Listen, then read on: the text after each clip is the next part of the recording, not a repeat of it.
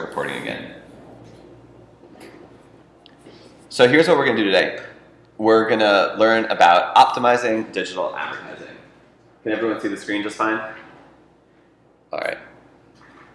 So our goal last time, right, was to set up all these different advertisements on Facebook, on this Google Display, and on Google Search. And I know you have stuff already. Allie, you're waiting. Harry, did you do Google Search? You did Google Display as well, or no? Not just search. Just search. I think. Okay. Unless you set anything up? No, I didn't actually. Okay. We're still, So, that's fine. Just want to know where we're at. So the techniques that we're going to learn today apply across the board. It doesn't matter whether you're doing advertising on Google or Facebook or LinkedIn. It's all basically the same concept, right? Which is here. We want to improve click-through rates and conversions. And click-through rates are defined by the systems, right? Impressions divided by clicks. But only you can tell me what are the important conversions, right? For Rosa, we learned that they want to have us get a quote. For you guys, it'll be other things. So you should think about what you want those to be, because that will ultimately help determine what you're going to set up.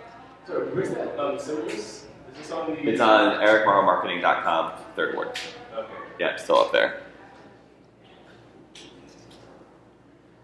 So all class material will always be there.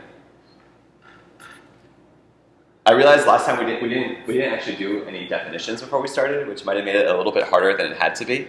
So I just wanted to take a few minutes at the beginning of class to talk about some key terminology. You all know what keywords are now. Everyone knows what placements are. The website that your ads are going to appear on in display. Your ad copy, we practice writing that, right? All ad copy is made up of 3 components. There's the title, the body, and the URL. Impressions is how many times your ad is seen. Sorry, not seen, but how many times it appears on the computer screen. Clicks is how many times your ad is clicked. We didn't talk about match type, but when we go in and start optimizing, I'll show you what those are. There's 3 different types: broad, phrase, and exact. And the best way to think about those is, if it's broad, Google will try to match it to anything. So let's say you type in socks. They might also say, stockings or other things that sound like socks. It won't just be socks. It'll be everything that's like socks. If you do phrase, it means the exact word you typed in has to appear in the search, right? So it could be red socks or blue socks, but it won't be red stockings. And if you do exact match, it means that only that word is what hits it. So only when someone types into Google socks will your ad appear. If someone types in red socks, it will not. So I just want to make sure that because we didn't talk about that at all. And split testing is the most important concept we're going to talk about today, which it says if you take 2 ad copy and you run it in the exact same ad group, but for example, just change the title, right? Now you'll get it after they both generate enough impressions, you'll be able to compare the 2 ad copies that are only different by the title and see which one got a better click-through rate and conversion rate and say, okay, that was a better performing title. I'm going to keep that title, and now maybe I'll try to change something else. So split testing usually means changing one thing at a time and seeing what works better for your goals. All right. Any questions on the general theory or in sort of definitional? Because if not, we're just going to jump right in. Can you define conversion again? Yeah, conversion is unfortunately self-defined. So here, let's convert on Rosa's site, and I'll show you what it means. What's your website again, Rosa? C9live.com.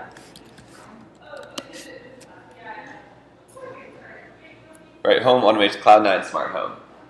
So if you had clicked on one of her ads, you might have ended up here on a landing page.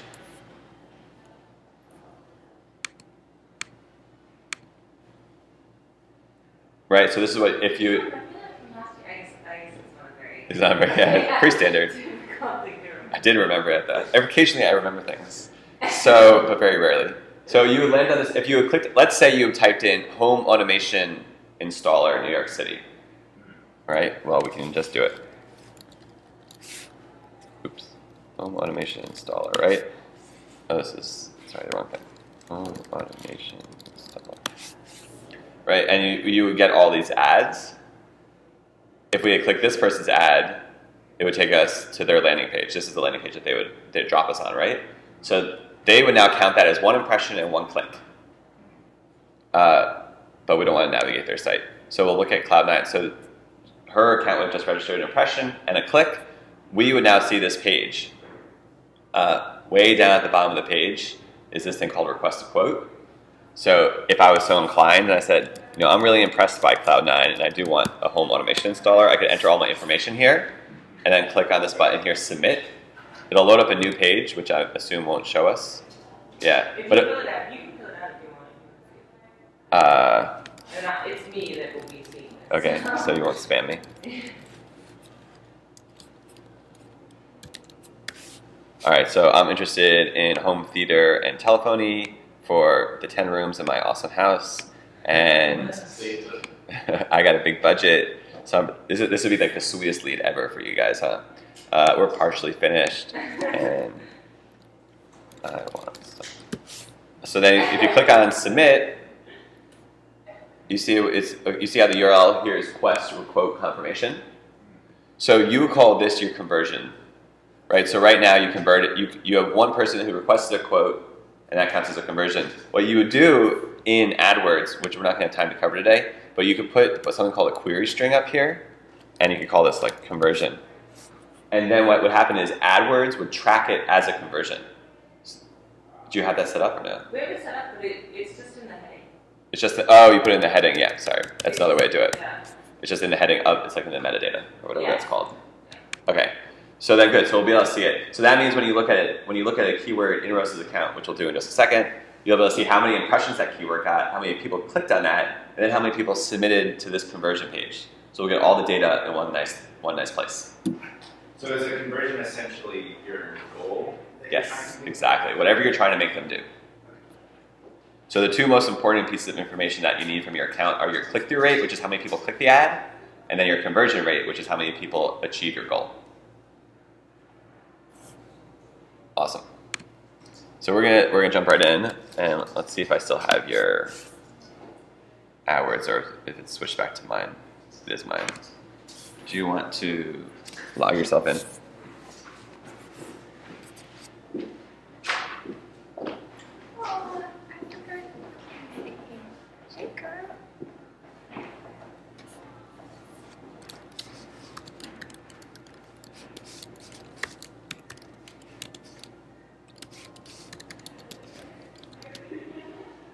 Thanks.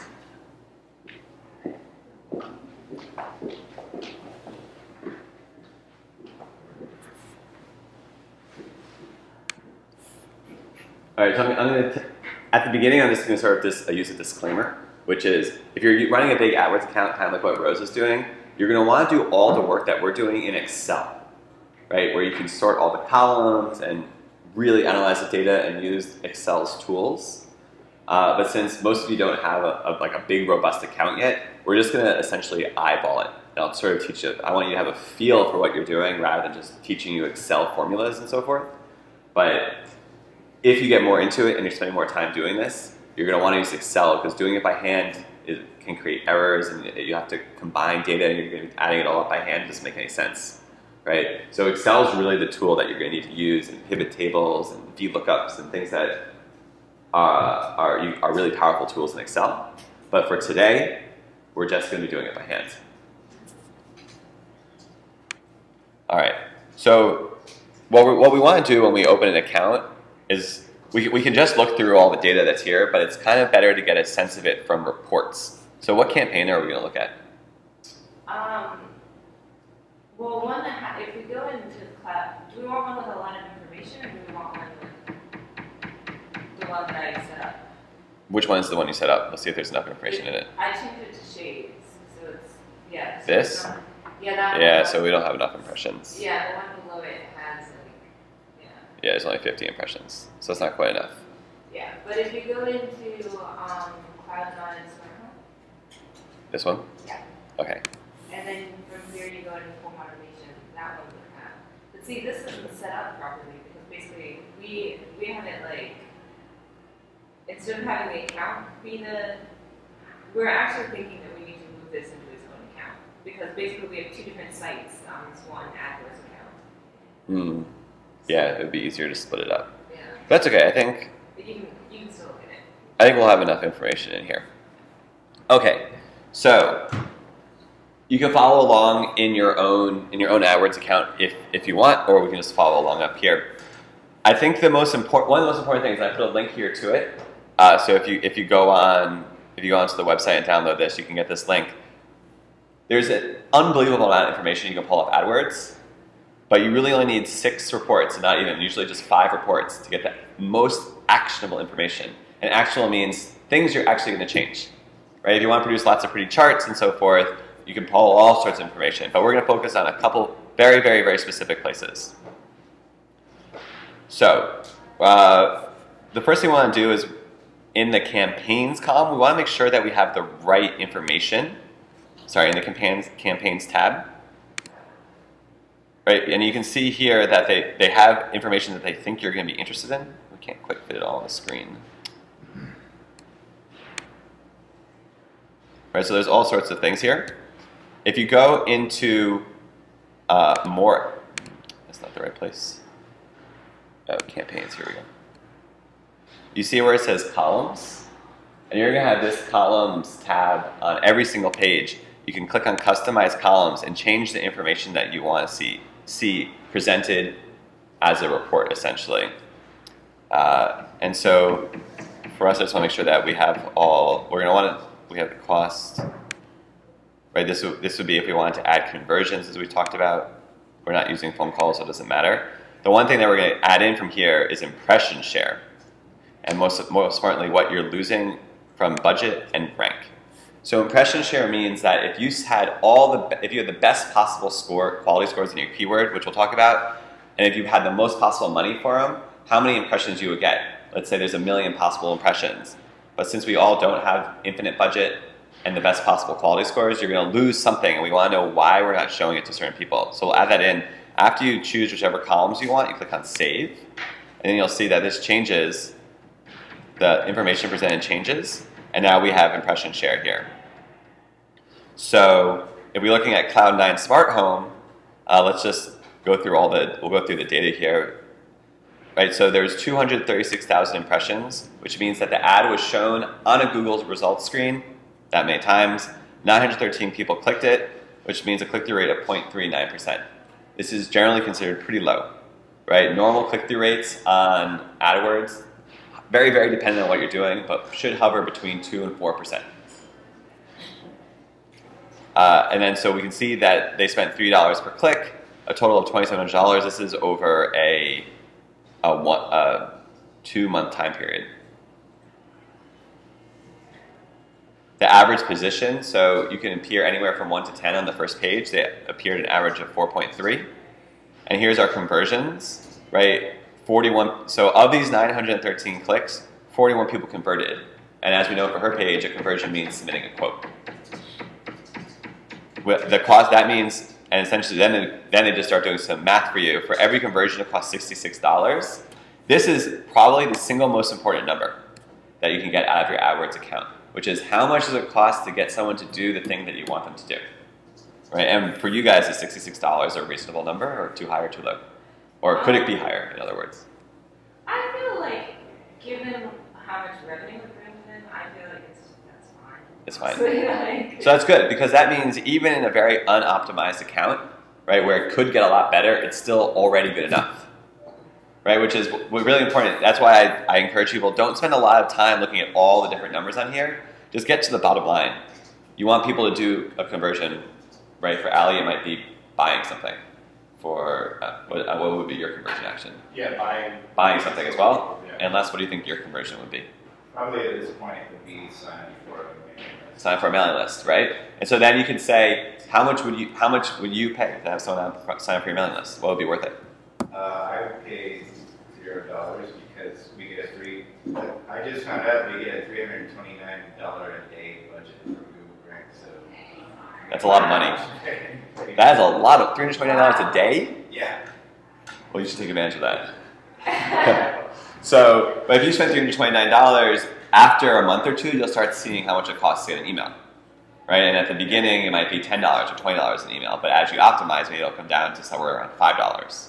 right? Which could be pretty cool. Yeah. And since it's free, right? And then so for everyone, you just have to decide how much do I want to pay to have this conversion action, and then you back all the other information into that.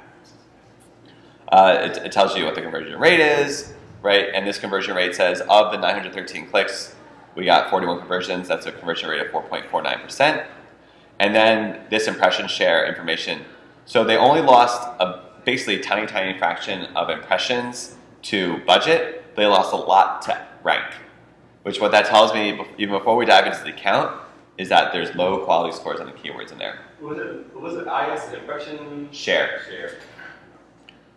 So I don't even think that we talked about quality score last time. So let's talk about it now before we get deeper into this.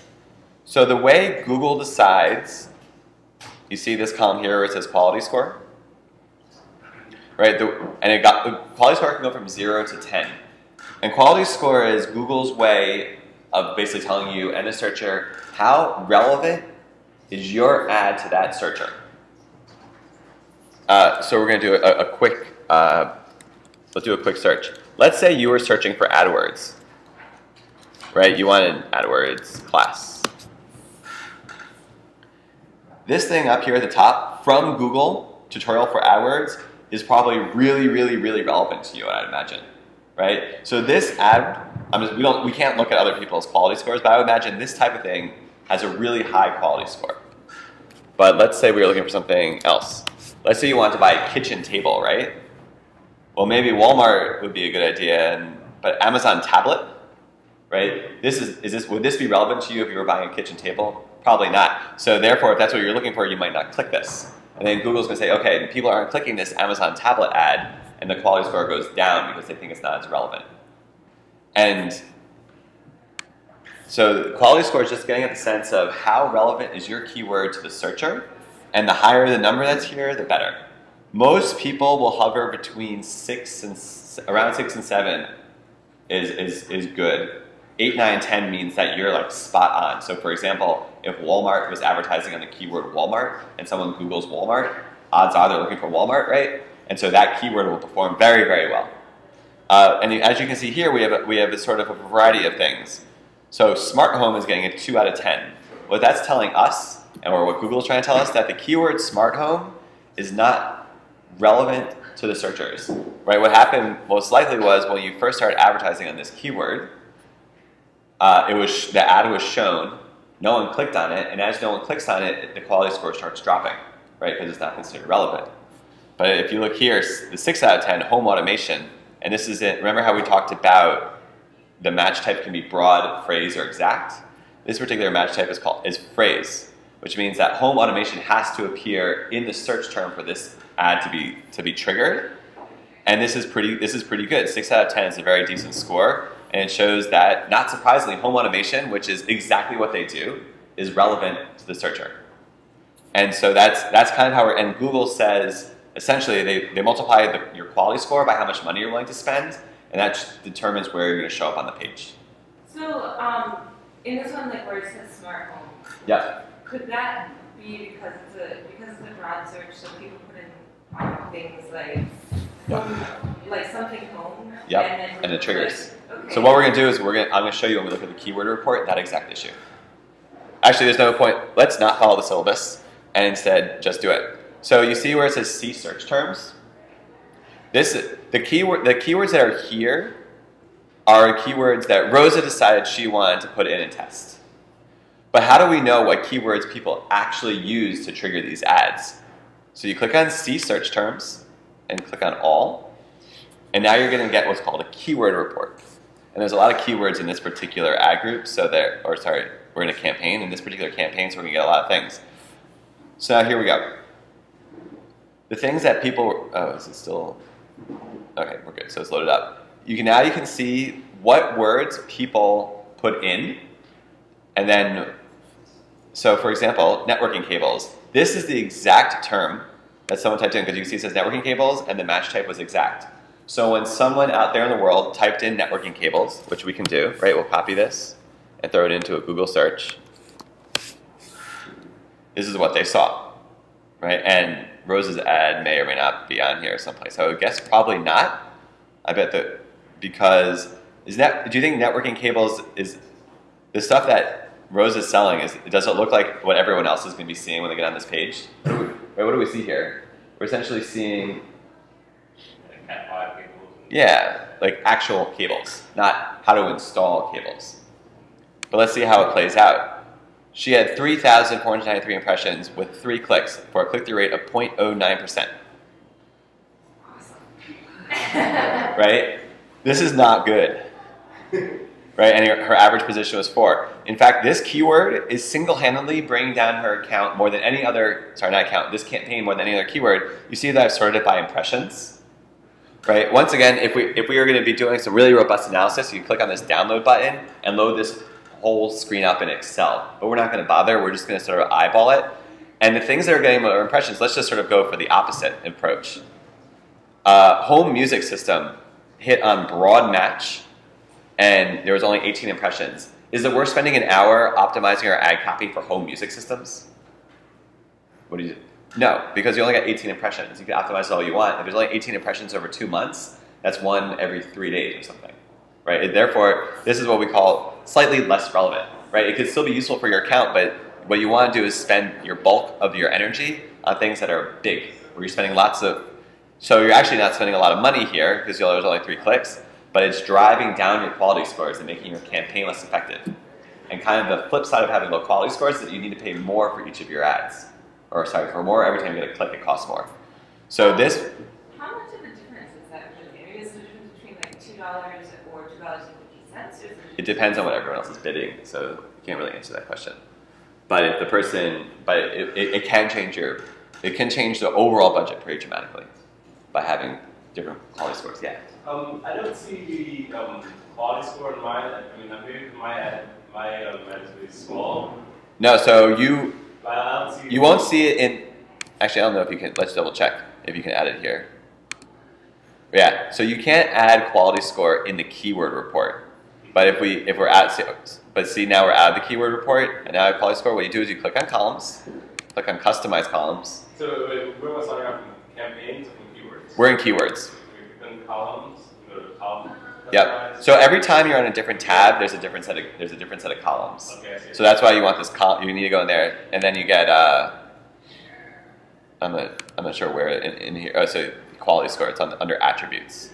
Okay, and then to go back to it, I just go. And you go. You scroll down here and you click on save. Save this like yeah, there. And what you can do is you can look through here and you can see all the different types of information we have. And you can say, if you're not interested, let's say we're not looking at conversions at this particular moment. We don't care how much it costs per conversion, which we probably do. So maybe we don't care about our view rate, right? Or we don't care about match type. You could remove those and try to make your report a little cleaner and just show the information that you're interested in. Does that make sense? Yeah. So I'll show you how to save reports and you can download them later, but one thing at a time. Let's go back and look at the search terms because that was the exact question that we were wondering about. What keywords are actually triggering? And what was the word that you were interested in? I forget. Oh, what a smart home, right?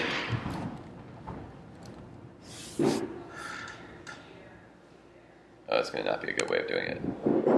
We can sort it by search term.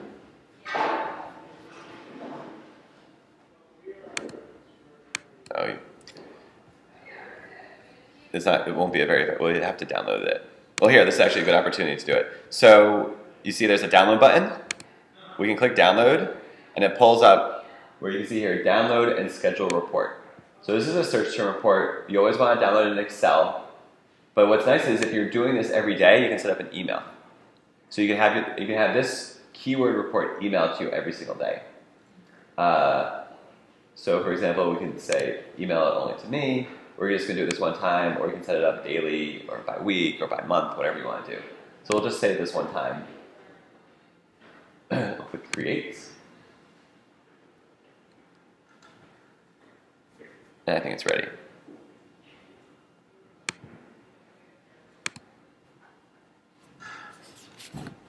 Oh, we have.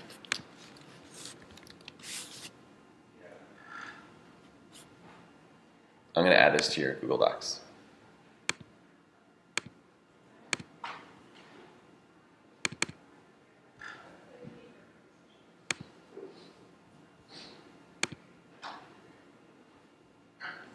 So now we can load up this search term report.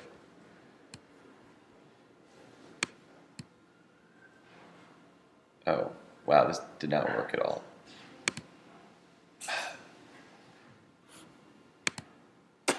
Your computer doesn't have Excel, is that why? Yeah, unfortunately, it doesn't have Excel on it right now. Okay, well, I was hoping that would just work, but when it converted over, it didn't. I'm going to try to load it up without converting it.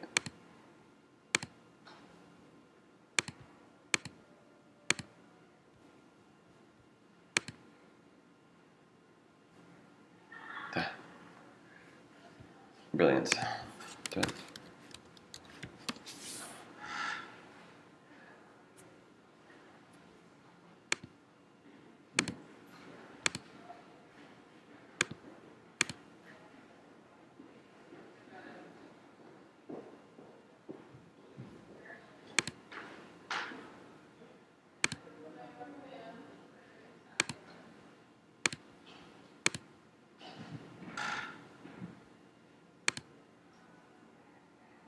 Okay, here we go. So this is all of the, as you can see, all the. No, this is not working. This is really unfortunate. Sorry, guys. Okay, we're gonna do it. We'll just do it by hand for the time being. But if you put this into Excel, you see how there's the search terms ended up pulling up 1,100 different search terms that triggered, but we can only, when you're doing it in the user interface, you can only look at 100 at a time. So we have to like scroll through one at a time. It would kind of be painful to do it that way. So if we had it offline, we could load it up in Excel and filter and sort all we wanted, but for whatever reason, it's not working. So we're just going to do it by hand.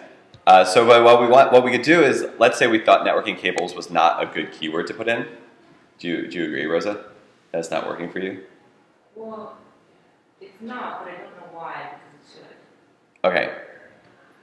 Well, I think the reason is, well, part of the reason is when Google thinks when people are looking for networking cables, they're thinking of buying a cable, right, from Walmart, from Cables to Go.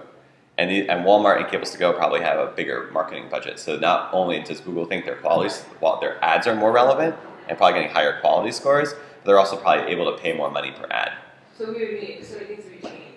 So it would need to be changed.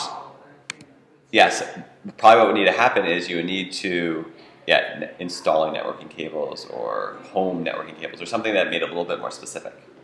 So we won't do it, but what you could do here is if you click on the button next to the keyword, you can add it as a negative. And what a negative keyword means is that keyword will no longer trigger your ad. Does it make sense? So right now it is triggering it, but now sometimes the networking cables, they won't see her ad, right? Which is driving, because this keyword has a very low quality score because the click-through rate is so low, 0.09. So it should be should it be added as a negative though? Because then they're looking for networking cable installers. Does that mean it would? Well, but we're adding it as a negative for only exact match. So only if I typed in exactly networking cables. So this is actually, for you, it might make sense. Where networking cables doesn't make sense, but you want networking cable installer, networking cable anything else, what you could do is you can set up a match broad networking cables, do not match exact. So it gives you everything but the exact match, which we know is performing really poorly. Oh. Does that make sense? Yeah, you can do that. All right. So we'll add this. So we're going to add networking cables. Does that concept make sense to people? It's actually a really powerful technique. Rather than going through and adding 8 million different keywords, which unless you're doing this full time, is really annoying to manage, you put in your broad match, which so she thinks things related to networking cables are relevant. But the exact keyword networking cables is not relevant. So we would set up a broad match, anything with networking cables plus other words, installers, home automation, networking, things like that will match, but this exact specific one will not. Good girl. So what we do is we add it as a negative keyword, right? And you can see the way you distinguish for Google between what kind of keyword it is you put either brackets, right? Can you see the bracket up there? It's kind of small. Either brackets for exact match, quotation marks for a phrase match, or just leave it blank for a broad match. So what we do is we're going to put it in this, and now you have an option. They say, do we want to add to the ad group or the campaign level? And I think we're just going to put it at the ad group level. Is that right? Or since we know this is not working for you, just on the put it on the campaign level. Okay, now you see how this changed to say excluded.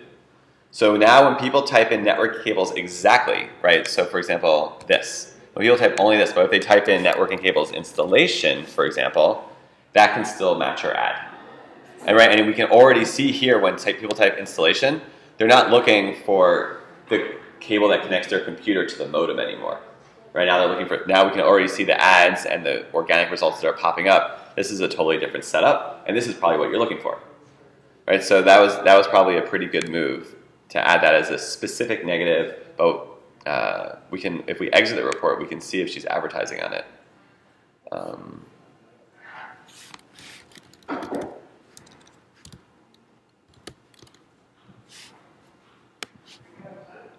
You might not be advertising on it. So I don't think it's in here. As a broad match? As a broad match. So what we can do is we'll add it we'll add a new keyword, and we're going to type in networking cable.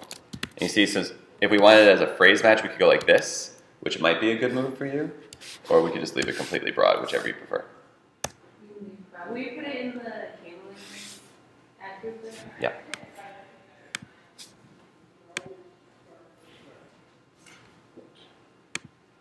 Cabling campaign? Yeah. Okay. So if Oh, you have a phrase, you can put in quotes. Yeah, if you want a phrase. So it kind of depends on how much traffic you want. For something really big like networking cable, I would usually recommend trying to be more specific at the beginning, right? For something like jewelry, you want to be like really ultra specific, because if you just do broad match jewelry, it's all over the board. But if you already have something that's really very specific, like third ward marketing class, then if you try to do exact match, you're not going to get anything. There's not enough people typing those exact words into Google. So you want Google to sort of be a little creative for you. Okay, so we'll add that in. Oh, sorry, and I just did it badly. But we'll add it again. So you can always add it in different ways. So you could add it as phrase match and as exact match and as broad match if you wanted to. So what we'll do is that.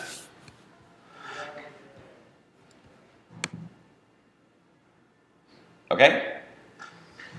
So let's go back to the keyword report, because I think this is actually really important. So as you go through here, start with your most important keywords, or sorry, your highly impressionable keywords, and see how we're doing. Home theater systems, home audio, and MP3. Does that seem like something that's relevant to you, Rosa? Sorry. That's fine, take your time. Right, so this is sort of in your wheelhouse, right? But it's matching broad, and the click-through rate's low. But what that probably tells us, networking cables told us this keyword is probably not working for her. This is what you do, right? Yes. So probably what this is telling us is this keyword's okay, but we need to find a way to make the ad copy better. Right, so we'll sort of scroll through. Cables. I bet this has the exact same problem as networking cables, right? Where it's not really well defined. And we can always double check our intuition by going to Google and typing in cables and seeing what we're competing against. Right, we're against people actually selling cables, right? HDMI cables, cables to go, cables for less. So It's installation again, right? Yeah. It's installation. it's installation again. So what we could do is knock out. This is actually matching to broad. So what we could do is we added it as a negative keyword, right? And you see how it makes it this once again with the brackets. It makes it an exact negative match. What about the plus signs? Because you know. Oh, we're not going into it. Plus signs are it's broad match modifier. Yeah, that's what, because Google was telling. Yeah, they recommend it to people. It's really hard to control is the problem. I don't recommend it. You can definitely do it and definitely experiment with it. So what she's asking about is there's a third way of doing it, not just broad, phrase, and exact. There's a broad match modifier. People were complaining that broad brought in too much of everything, too much garbage, essentially. So if you add a plus sign to the end of your keyword, so instead of just having cables, here, I'll just type it in, right? Instead of having cables like this, you would put cables plus, and then Google would try to match it. It's in between phrase and broad. It's slightly less than broad, slightly more than phrase. But no one really knows. No one ever knows exactly what Google's doing, right? But it makes your analysis a little bit more complicated. So I don't think there's any real need for it. Just use broad and knock out the negatives. Because you know they were offering, they would call you. Yeah. That's what they told me. They are pushing it. And there's nothing wrong with it per se, but I just think if you're going broad, just go broad and just be completely broad, and then see and then use a search term or tool to see what's actually coming back to you. So then we're not going to spend a ton of time on this now, but are there any questions on how you would go through your keyword report? Or essentially what you're doing is very manual, but you're just looking through it to make sure that the words you're advertising on make sense. And so here, this is actually good. Smart Home Exact works really well for us, right? Look, we're getting a click-through rate of 1%. That's some of the best stuff you have in your campaign. But why is Smart Home doing so poorly? Because it's a broad match.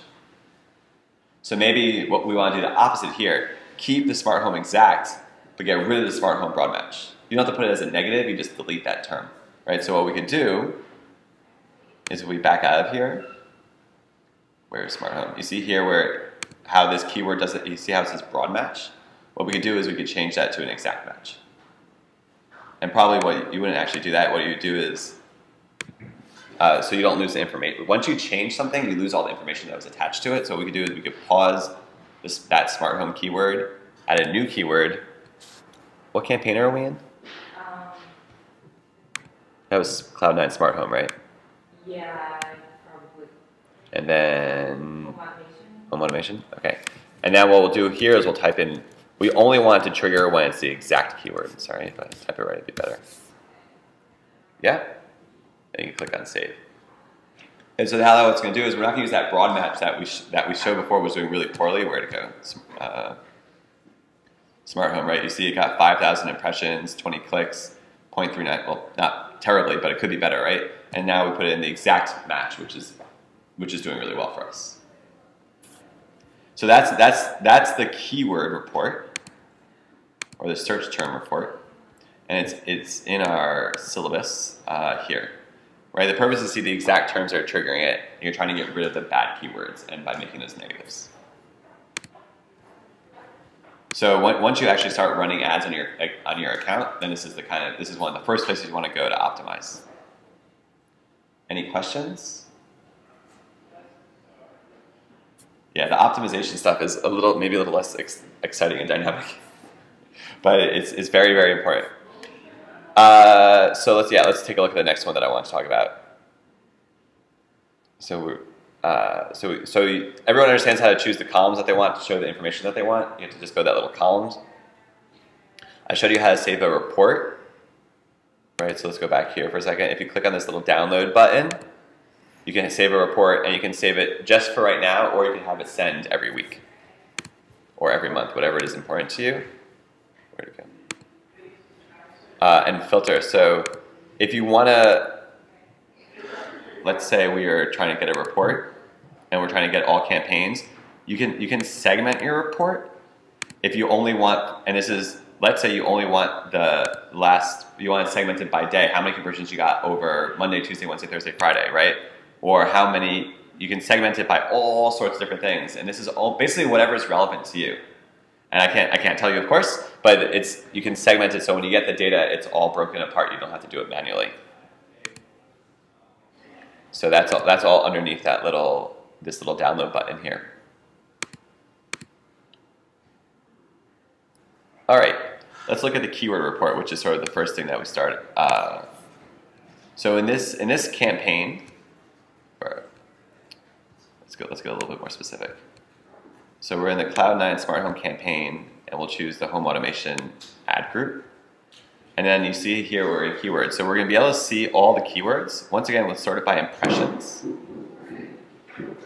And you can see the information. So remember, the sort of kind of staying the same. We have clicks, impressions, click-through rate. Are these words clear to everybody now? Any questions on them? Okay. What you might want to do is, first we sort by impressions, and we can go over look at quality scores. What we're looking for are things that have high amounts of impressions, but relatively low quality scores, and that's where we can start optimizing our account, right? Because where you're getting lots of impressions, you're spending money, and if the quality score is low, you're spending too much money. So we can optimize our ad copy to try to improve the relevancy. So this is called the keyword report, and once again, you can always click here and have it sent to you over and over and over again if you want to look at it, so you don't have to go into the user interface every single time. Make sure that we're covering everything. Okay, and so yeah, we talked about why conversions are important, right? You can see here that there's conversions. And so what we could also do is say, let's sort it by conversions and see which ones are doing well for us. So we can see that this entire campaign, or sorry, this entire ad group got 130 clicks and 10 conversions. Where do those conversions come from? 2 came from this keyword, 1 came from this keyword. So there's actually not enough. There's only 1 or 2 conversions per each one, but you can see which keywords have actually performed for you, right? And as you go back over time, here, if we make the time frame a little bigger.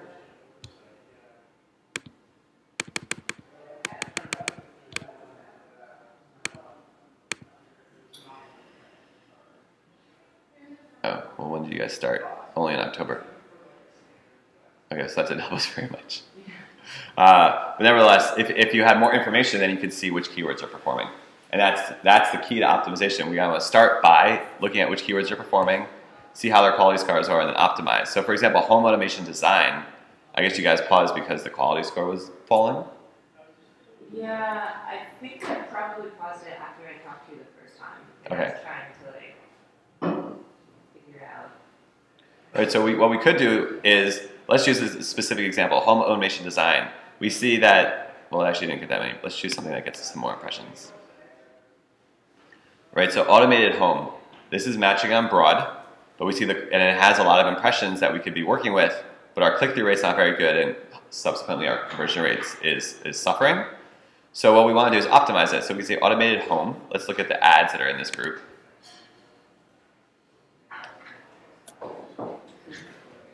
Hi. Can I borrow a chair? Yeah, you can have any chair you want, no problem. Sorry about that. No worries.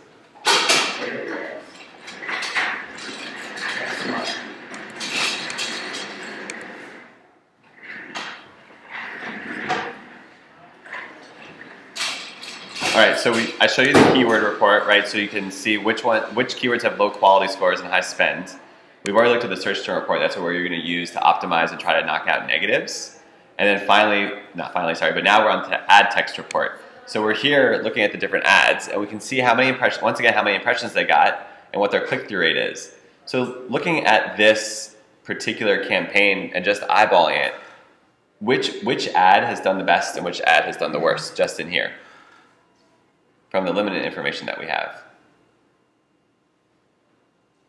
Right, well, we could start by saying, well, click-through rate is one very important thing. So this ad has the highest click-through rate, and this one has the lowest, although in reality, the number here is not relevant, or not substantial, so it might not be enough to make real decisions. But let's just take a quick look at the difference between these two. Home automation installer, trying to automate your home, question mark, find out here, exclamation point. And this is home automation install, simple automation solutions, reliable service customized to you. And then this one here has no clicks. So Cloud9 automated homes, platinum control 4 dealer. So what we could do here is say, well, what's working in one of our ads that's not working in the other? And we're gonna just take this out and copy it for a second. Right, that's one of our ads. And then we could compare it to this ad.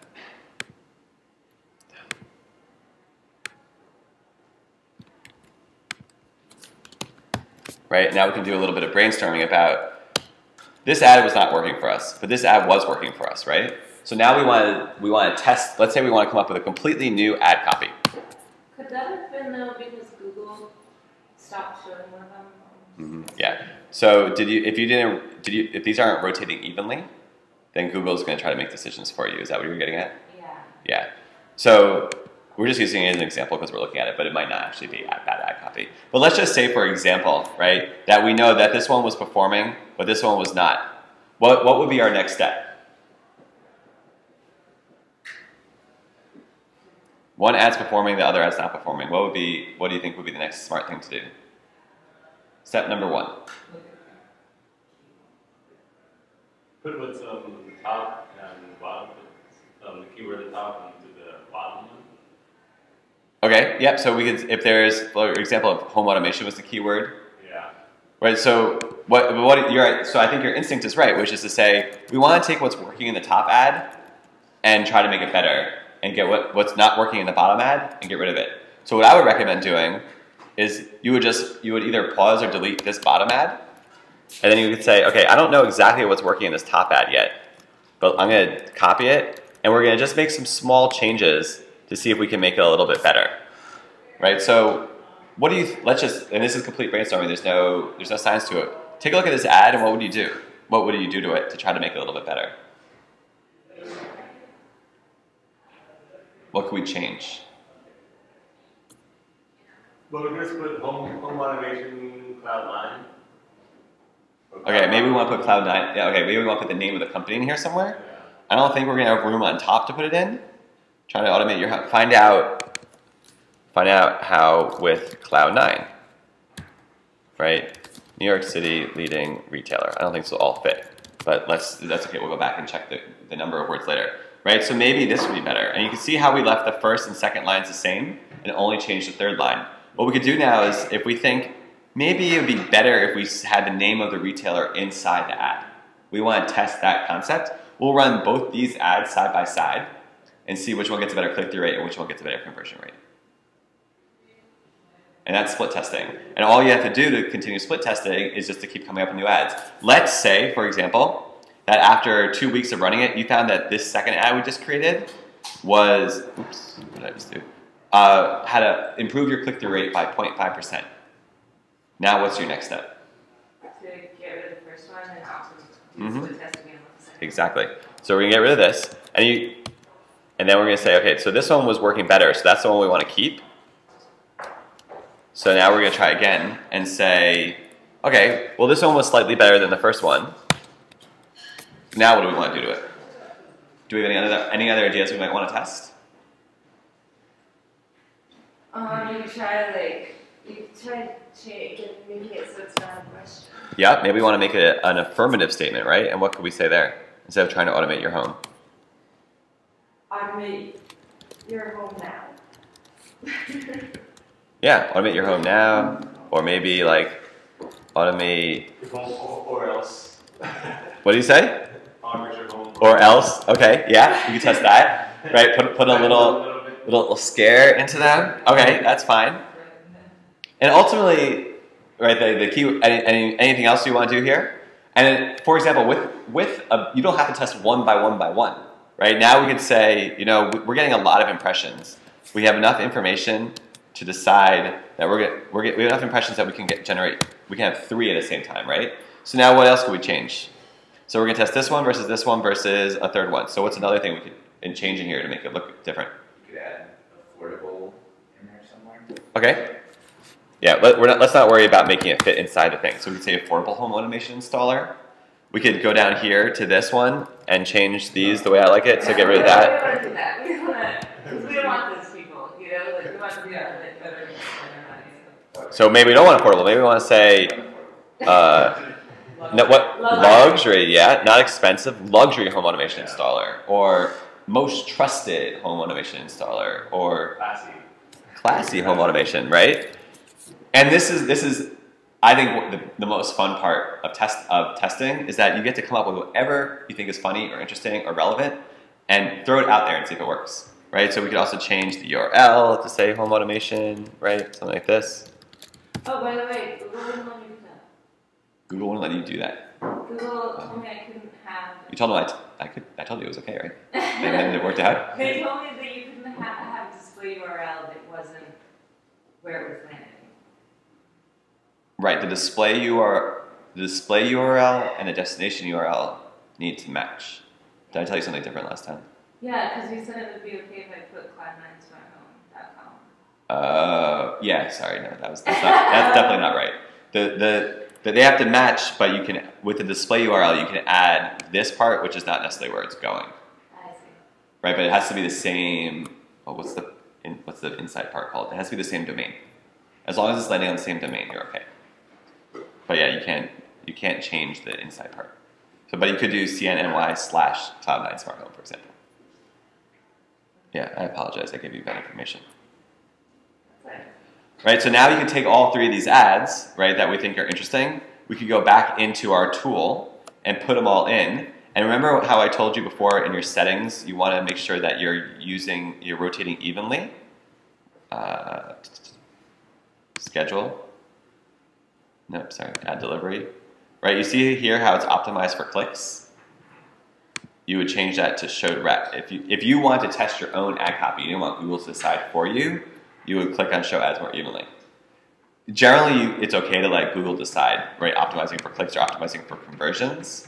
But if you really are saying, I'm testing my own ad copy, I don't want Google to interfere with it, then do it more evenly. And then what would happen is you would put all those in, and then however long it took for you to generate enough impressions. And the way I generally tell people, you have enough impressions if adding 5 clicks won't make a difference. So for example, does this, where are we? We're not in the right place.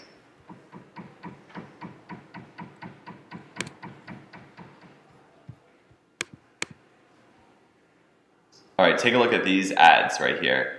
And most importantly, look at clicks and impressions. Do we have enough information to really distinguish between these 3 ads? To decide which one's better and which one's not better, which ones we would get rid of? Cloud9 automated moments. Well, this one only has 1% of all it only has 200 impressions. So that is really hard to say. So it does have 0 clicks through 200 impressions. That's not great, but I don't know. You probably could get rid of it. But let's focus on these 3, which all have roughly the same amount of impressions. Is this enough information to make a decision? Not really.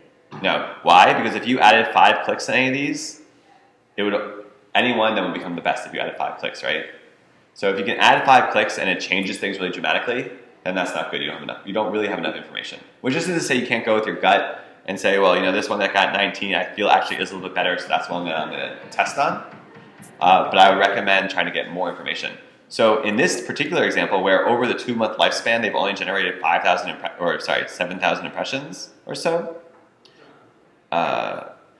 you probably maybe only want to split test 2 because you're not getting enough information quickly enough to make any real decisions, right? But if let's say these were like 100,000 impressions or something, or 20,000 impressions, and then you start getting different percentages, then you could make some more real decisions.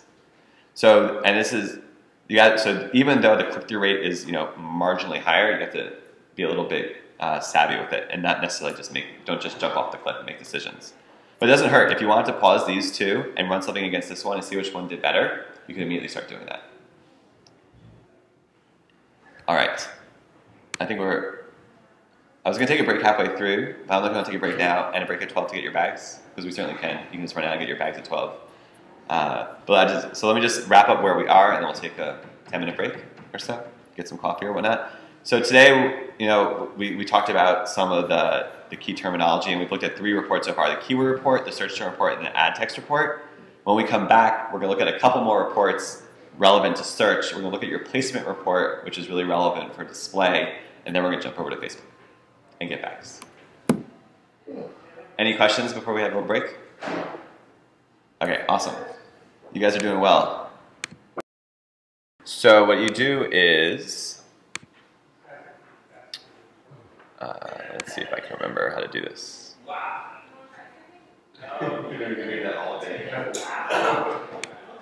All right.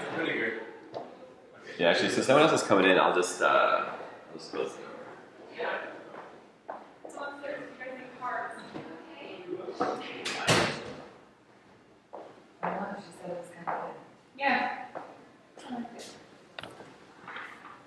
So what you could do here is you just create a new conversion, and then you say conversion name.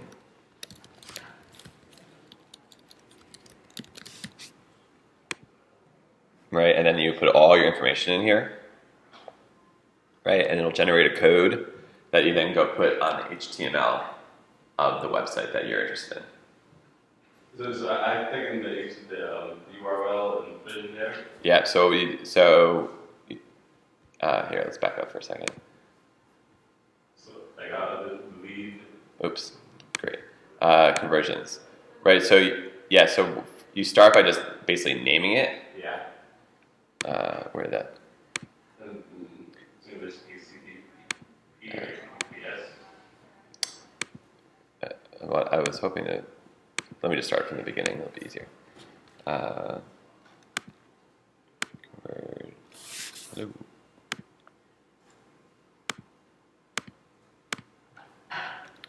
Yeah, you go here. Click on your new conversion. Right. You're not. If you want people to call you, you could choose call. But for the rest of us, it'll probably just be web pages. Right. You put all your stuff in. You could put your purchase. What you purchase. Just put all this information in. Right, and then I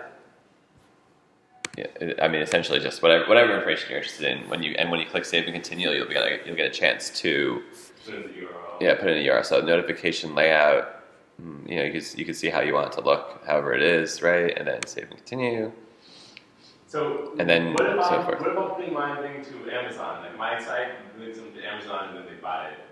Right, so your conversion code, Like, your Amazon referral link, because you can't really see if they eventually buy it from Amazon. yeah, let's see if they get there. You want to see if they get to Amazon. So the URL you're putting in, instead of her URL was the actual conversion page where it said thank you for submitting a quote, and that's the URL she would use. Your URL would be your actual Amazon referral code. The link.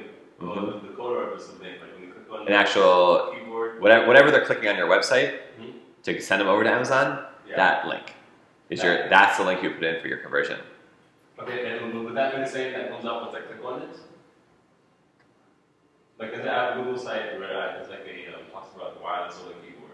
So if they say, oh yeah, well, this is a cool keyboard, and they click on the picture of the keyboard, Yeah. and that sends it to Amazon. It's the same thing then. So it's that URL. The URL will work it Okay, perfect. as long as it comes from that page, right? And then you can see here if you make your own code changes. You say I make changes to my code, and it says copy this and put it in between the tags of the page.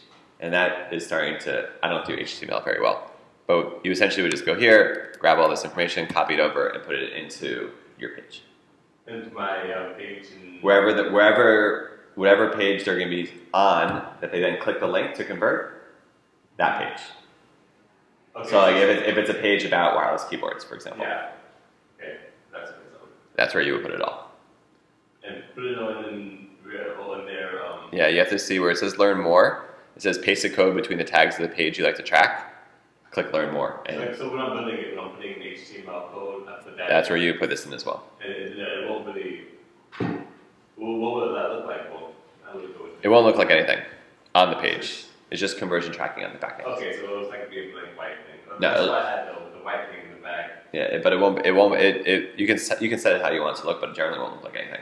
So It generally won't even be visible. that's why you color so you can have it fade in the background. Yeah. And be like a black box. Okay, perfect. So that's where you just go to tools and analysis, click on conversions, you can set that all up. Cool. I was wondering, what's the difference between click-through rate and conversion rate? Okay, let's go look at one of your campaigns. And so let's look at, let's choose something like Cloud9 Smart Home, right? And let's look at some keywords. Look at something that has conversions. So this control 4 has 6 conversions, right? What that means, let's start at the beginning. First, 4,029 impressions. 4,029 impressions means that over this time period, 4,029 people typed in control 4 to Google, got a list of results back, and your ad was displayed. So that's an impression. Of those 4,029 impressions, 39, presumably 39 different people, but we don't actually know, right? 39 times it was displayed, which is an impression. 39 people clicked it. From those two pieces of information, your impressions and your clicks, you get click-through rate. Click-through rate is a percentage that tells you how often your ads are clicked on Google.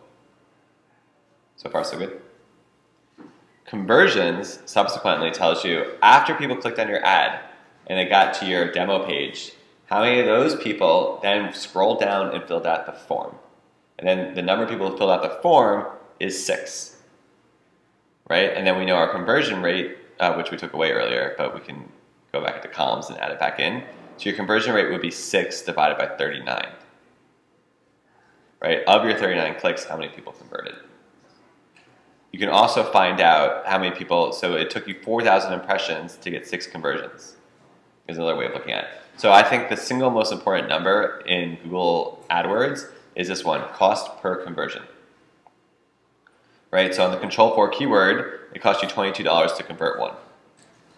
And it's actually, if we can look right here, you see how control 4 did one thing, but home automation, the cost per conversion was $100. Here's another level of optimization. Maybe $100 is too much, but $20 is just right. So we want to spend more money on control 4 keywords and less on home automation. But control 4 that's a branded term for you guys, right? You basically, if someone searches control 4, no, it's not your branded term? What is it? It is the platform of home automation that we sell. You have to be an authorized reseller to, like, we're a dealer. You're a dealer for control 4. Yeah, so control 4 doesn't actually sell their products. Got it. This is actually another interesting thing. This tells you a little bit about where they are in the buying cycle, right? If someone types home automation, they're probably at the beginning of the buying cycle. They're doing research, exploring about what home automation is, which is why when you advertise on this keyword, it's so much more expensive because they're so far away from buying. But when they get to control 4, now no one knows control 4 unless they've done research in this market, right?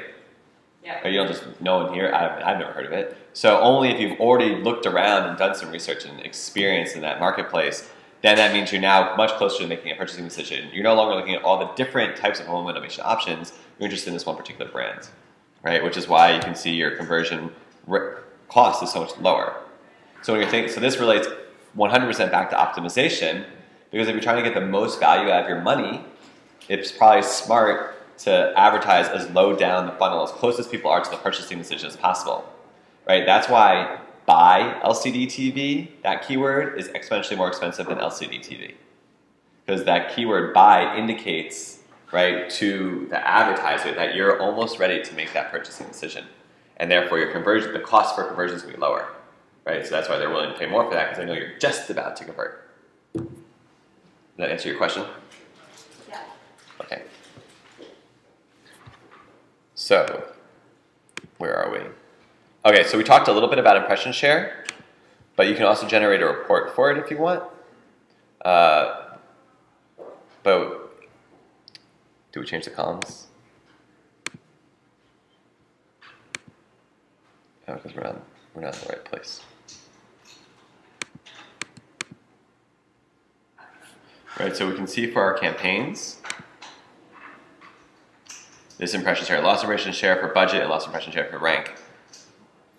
And so what you can see here is that it's not that you're not spending enough money on these accounts, but that your ad rank, which we talked about before, your quality score is not high enough. So that your ads are not even showing. So the way to solve that is to make sure you have a better quality score for your ads, for your keywords, sorry.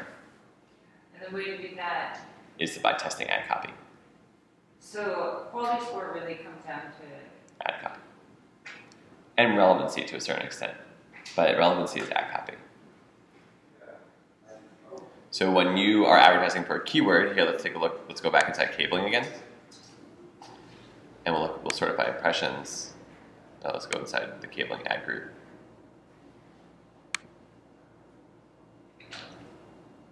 Right, so you can see here that these quality scores are pretty low. But if you think cable installer is, here, we can do it. We can always go back and double check. Cable installer. Right, if you think this is the right kind of thing for you, right, voice, data, fiber, cabling, cabling experts, ETNY, this is you. Okay, awesome. So your ad showed.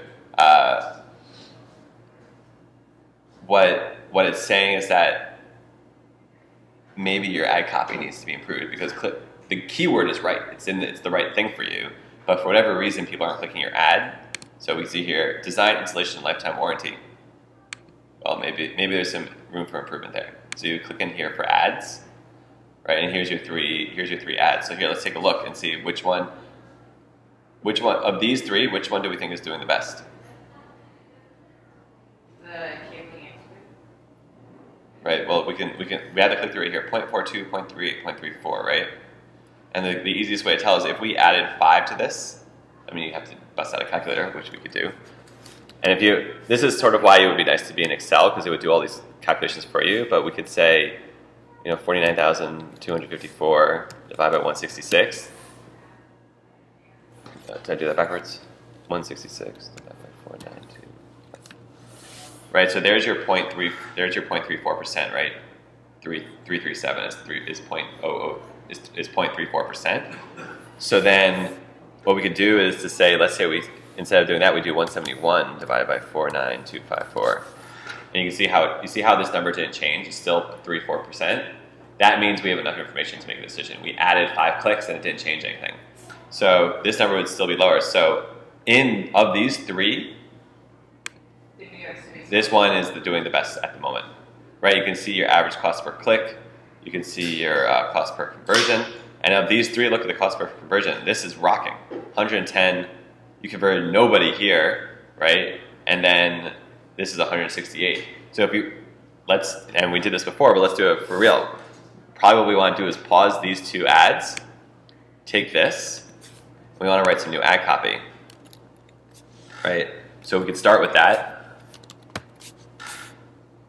And before we'll actually take a second in a minute to rewrite some ads. But what we want to do before that is make sure that our ad copy matches up with our keywords. So we can go through here and we see the keywords that are doing well. Our cable installer, not doing well, sorry, have high impressions. Cable installer, cabling installation, cable run. But it's really cable installer and cabling installation are doing the best. So what we want to do here is maybe think about making sure we're talking about cables and installation, right? So New York City small business wiring, inside cabling for phones and data, lifetime warranty. So let's have a look at this. What would you change here? Since I just told you that installer and installation are really important words for us. What could we change inside this ad? Sorry, let me move it over. Maybe customized installation. Okay, let's add that. We can put it in here. Customized installation, lifetime warranty. Yeah? Not customized, maybe, Well, it is customized. yeah, but I'm thinking of like unique, like when you're in a difficult situation.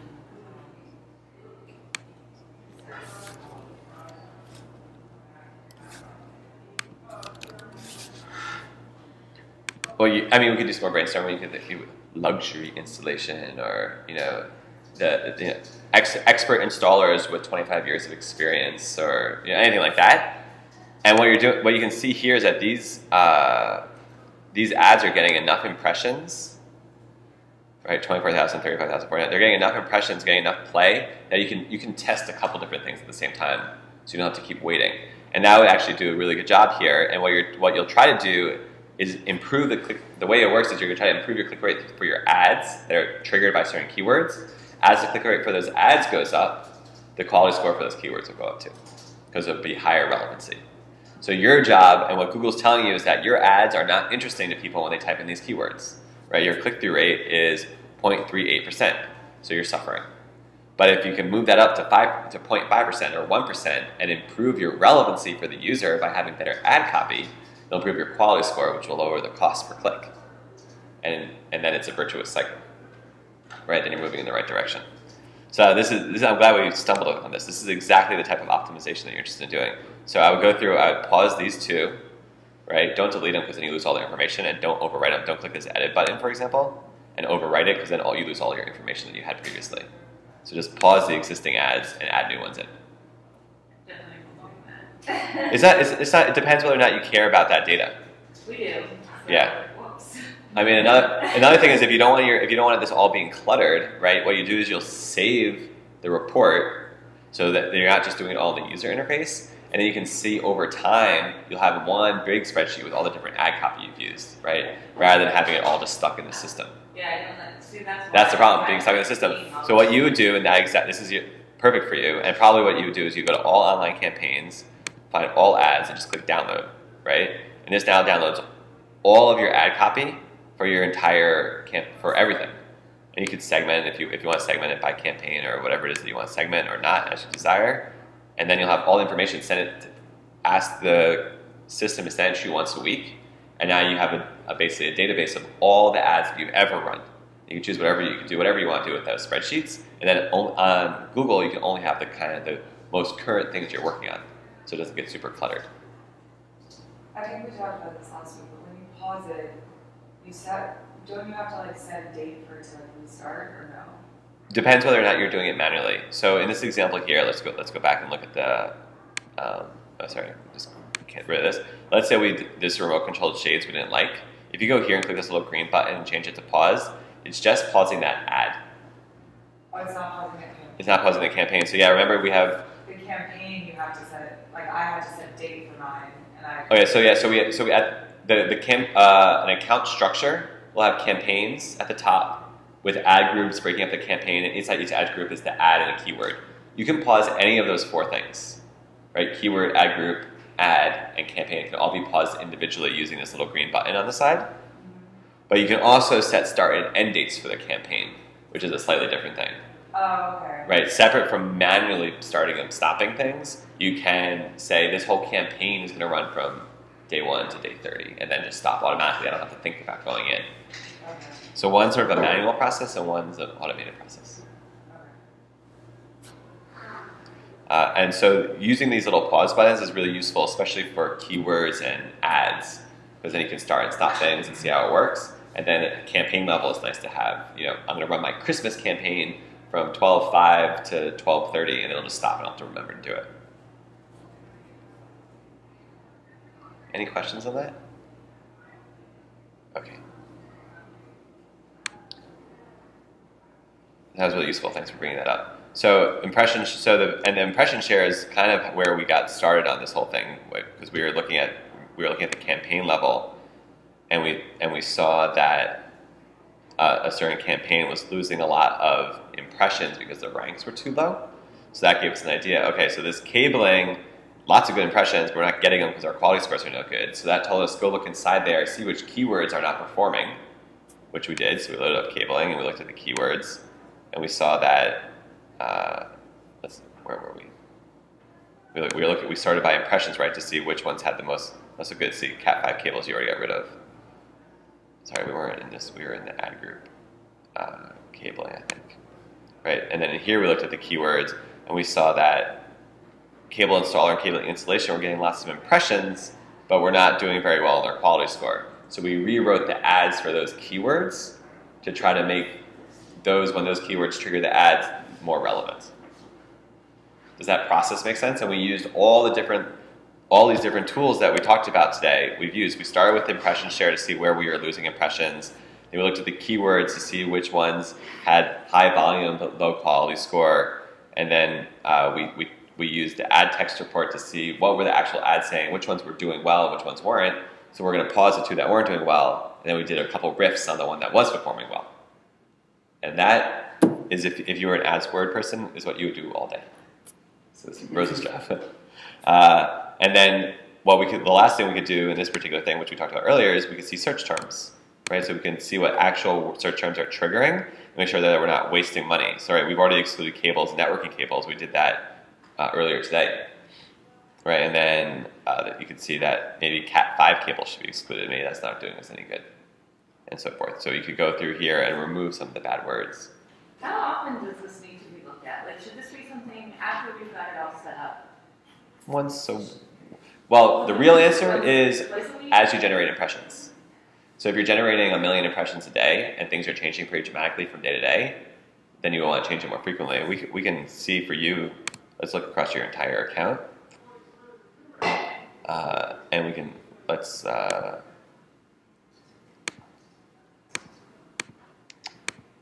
no, I don't remember exactly. Oh, here we go.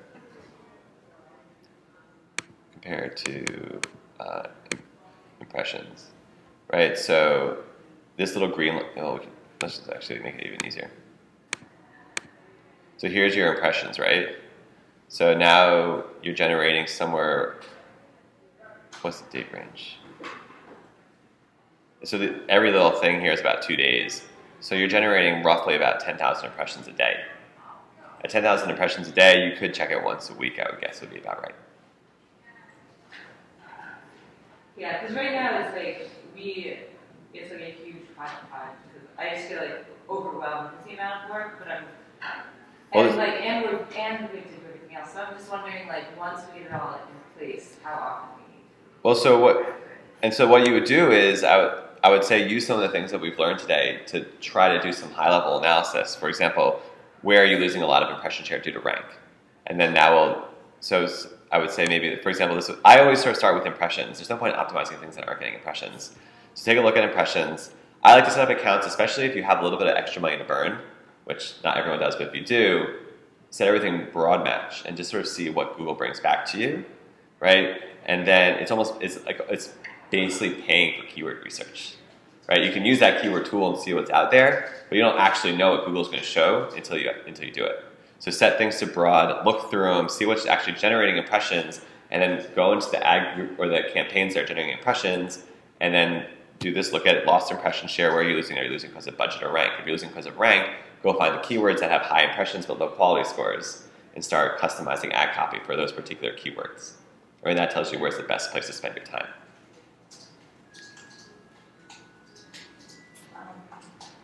But what you'll find is that AdWords is sort of it's always a moving target. And is it bad? I mean, like, at this point, would it make sense to just abandon this account, or do you think it's salvageable? We just need to. It's always salvageable. Yeah, it's better to have account history. So I wouldn't recommend salvaging it. If you're going to do anything, you would shut everything that's not working off, and start building your account from what is working. And then, is it bad that we have both websites in this one account? Like, would it make more sense to? It makes more sense to have one website per account. I think it's easy, it's neater. I think so too. Yeah. But weren't really. there's always a cost-benefit analysis in AdWords. The more you segment things to make it cleaner, the more work you have to do checking each little different thing and pulling reports from all these different places and consolidating them. So it's all a question of value. Right, and that's why I really recommend focusing not exclusively, but almost exclusively on this cost per conversion, right? Because that's what's driving your bottom line is cost per conversion, and that will tell you. So you can decide for yourself. If I could spend 2 days on this account optimizing ad copy and AdWords and text and all the rest of it, and would drive my cost per conversion from $102 to $95, is that worth it? And only you and your company really know the answer to that question. But if I said you can spend 5 minutes and drive your cost per conversion to 100 to 50, you're probably like, well, that's really worth it. So that's how you can decide where you want to spend your time. Right. But yeah, there's no point in spending a whole bunch of time optimizing something that got 2 conversions and you spent $50 on it last month. It's not that relevant. So I would you can sort of start by impressions or start by cost per conversion as a way to dive into your account, as a way to find places to optimize. And it's always good to kind of take a step back occasionally and don't only play inside the tool, but also say, what are we trying to accomplish with our advertising, right? And then build out from there. Because that's where your conversion rate will once again help you, right? If we're trying to accomplish new customers, it's costing us $100 to develop a customer in this platform. Is that worth it? Do we want to expand that or shrink it? Okay, we're getting pretty close to the end of search. Oh, it's already 12 o'clock. Okay, we're gonna we have only one thing left. So we've spent the whole time on search network, which as you know is when you type something into Google, it gives you back a list of results. Display, the kind of thing that you see in Gmail where there's little ads on the side, but you didn't search for anything in particular to bring them out. Display is based on text that's already on the page. Do you have any display commands? I have that one that we did last week. Okay, awesome. So we can just take a quick look at it. Yeah. So the one thing I want to everything is exactly, all these things, because we spent 2 hours on this, but the important thing to remember is no matter what campaign you're running anywhere on the universe, on the internet, it's always going to be about your impressions, your clicks, and your conversion rate. It does not matter everywhere. So if you get those concepts, then you can apply this optimization strategy to anything.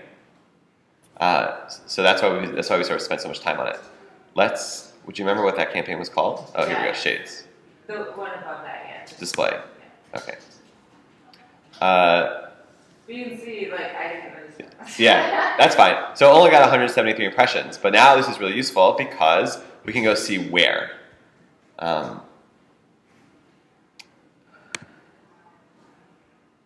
Right, this was supposed to be,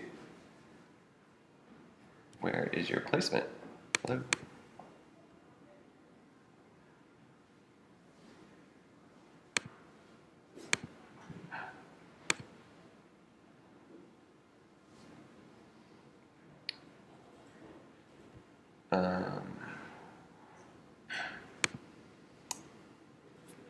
You're supposed to have a button that says placements, and, well, it's not here, obviously.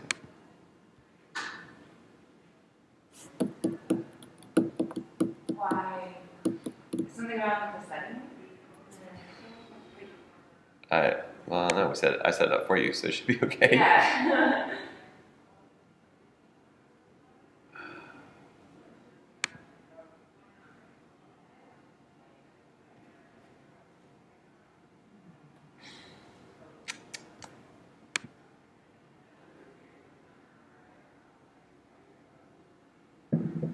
Okay, that's really weird.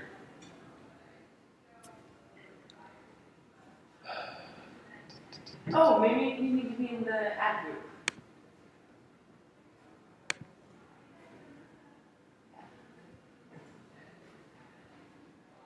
No, it should be, there should be, one of these guys should say placements on it, or sites.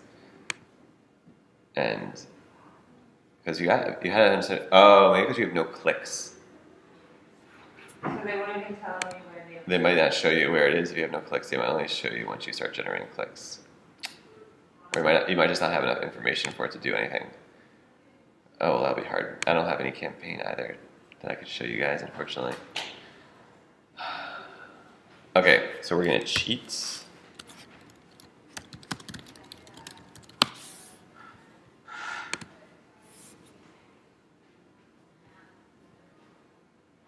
Or maybe they just changed it. Just in time for class.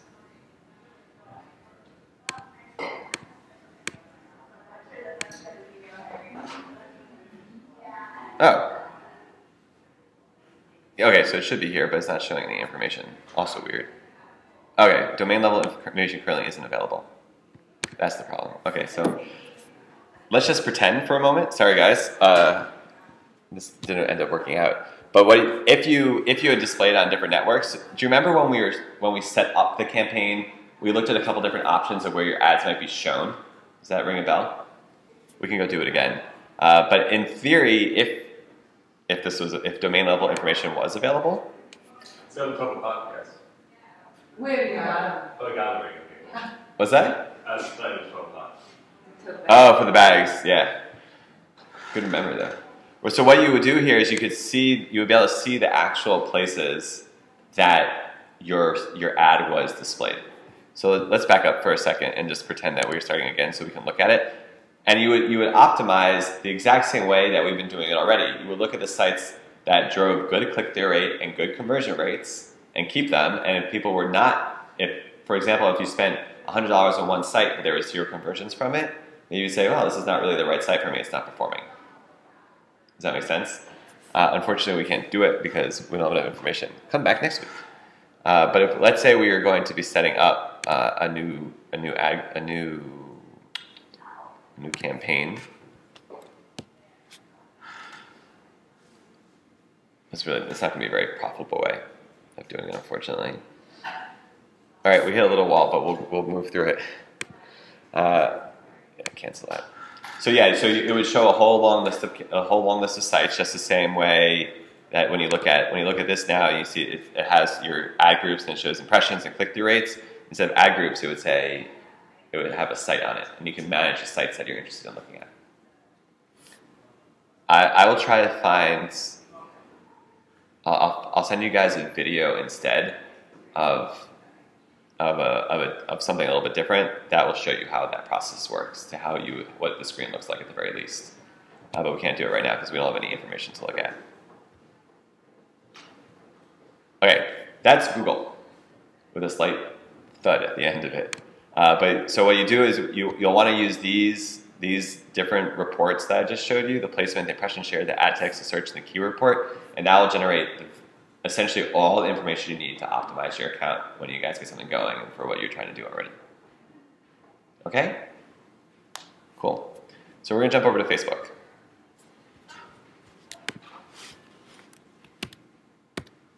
Did anyone run Facebook ads? I can't remember if I did. I know that I was going to. I know I was going to. I don't know if I actually did. All right. I can show you, we can look at a campaign that I just started a couple days ago for IBM. So it doesn't have quite enough information to optimize in it, but we can at least have a look.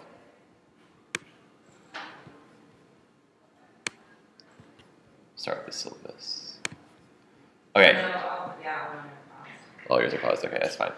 So Facebook, once again, it's all exactly the same. There's impressions, there's clicks, and there's conversions, right? And what those things mean, though, in Facebook is slightly different. So there's a couple extra pieces of information that Facebook gives you that you can analyze on that's slightly different than what Google does. So we can look in here, and if you're like me and you can't ever remember the definitions of things, all you have to do is click on this, just highlight this little question mark, you see that? And it tells you what it means. So impressions just shows you how many times the ad was shown. Facebook gives you a little bit more information by telling you how many people it was shown to, right? So for these ads that I've been showing for IBM, they've reached 22, this particular ad received 22,676 people looking at it. And what the frequency says is how many times did they see my ad, right? So we know that 22,676 people saw my ad an average of, didn't see it, sorry, it was displayed on the page an average of 14 times per person, right? And then if we will do this in a second, but then you can get the impression information, right? The impression information is just 22,676 times 14. So it's a similar type of information, but Facebook's giving it to you in a slightly different way. The social component of Facebook tells you how many times, here, I'll load a Facebook page so you can see it, how it actually looks. How many times an ad was displayed where it says your friend liked it. So you see here where it says C4CM Law Practice Management, and it says like 449 people like this. If one of my friends had liked this page, it would say, you know, Amanda, and 449 people like it, right? That's what corresponds to social reach. So it says how many people saw this with one of their friends listed in your ad, which as you can imagine is a pretty powerful tool. If one of your friends likes something, you're exponentially more interested in it because you're like, well, at least one of my friends has vetted this company or this advertisement. Connections means how many people have generally liked your page within 24 hours of them clicking your ad. And if that happens, right, so for example, this ad, we developed 53 connections from it for the Smarter Questions page. The click shows you how many times it was clicked, just in general, same as before. Click-through rate's exactly the same as before, and the price, how much we paid for it, all the same as before. Right, so Facebook's just giving you a little bit of extra information about who saw it, how often they saw it, and do they see it with any of their friends connected to it. So that's pretty useful information. You can always click on this full report and we can get the impressions and so forth as well, right? You see where it says impressions, and social is the exact same thing. How many times did they see an impression where it had a little, you know, your friend likes it as well. And other than that, it's all information that you know what it means. So the way we optimize is the exact same way. Let's have a quick look at these ads. So I've been running these two ads. Let's load them up so you can see what they look like. Right, so this is what it would look like on the actual page, right? When we go here, you see how this is an ad? Facebook is showing you, I've been running this ad, and this is what it's going to look like this. And if one of my friends likes it, they'll see, you know, Eric likes this on the bottom. And as you can see all the people that have been targeted, and then all the click-through rate and whatever other information that you want. And what I did was I tested this particular ad against this ad, which is very similar, the exact same, and this is the split testing. It's the exact same title, the exact same ad copy, and all I did was change the picture. Right, so I took one element and changed it. And what we can do is see which ad has been more effective. So let's, how do we, right, so let's compare them. They've reached slightly different amount of people just because they've been running for a different time period. But we can see the click-through rate is higher for this one. It's developed a lot more, and then this you see how the reach here is only about double, but look how many more connections we've had based on that. So we can't state conclusively, but based on this simple test that I did, we can say that maybe the only difference between these two ads is the picture, right? We can say that maybe this picture was better than this picture. And then I can start saying, okay, so if people like this picture, the next thing I'm going to change is, so you see how you can create Facebook makes it really easy to do split testing by letting you create a similar ad. So this is what we're going to do. And you can help me maybe write some better ad copy for my advertisements. This is working out really well, right? So I've decided that Facebook doesn't give you power over the title when you're drawing it to a Facebook page. And we decided that this picture is better than my other picture. So I still have even more pictures I could throw in there, but maybe the better thing to do is to change this body, right? Maybe I could I still have some more information, I could add some more information in there. And just so you guys can see it, the website that they're going to eventually, this is the page they hit on. Well, actually, this is the page they hit on. So I won't actually make you write ad copy for me. That'd be really nice. But what I could do here is now say, okay, discover the comparative advantage of IBM solutions over Oracle. Maybe we could do, read blog post from IBM experts, for example. Right? So now I could put that in there. All the rest of it is staying the same because I duplicated the ad. And I could place this order. Use simple mode. And then over the next couple of days, that ad's going to run side by side, right, with these other two. So maybe this one wasn't doing so well, so I'm going to pause that one. And you can see how I'm labeling them so I can try to remember which one's which. So I'll do the same exact thing.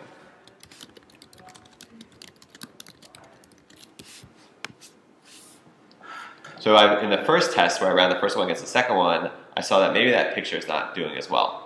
So now my second test, I'm going to compare the first one against the third one, same picture, same title, but slightly different ad copy, and see does that have any impact on either click-through rate or how many people like my page after clicking it, and so on and so forth, all the different conversion metrics that I'm personally interested in. And since we spent all that time at the beginning talking about what the difference, testing ad copy and looking at impressions and looking at clicks, click-through rate and conversion rates, all the rest of it, Facebook is all exactly the same, except for one major difference, which is it doesn't really give you a good way of downloading and managing your information.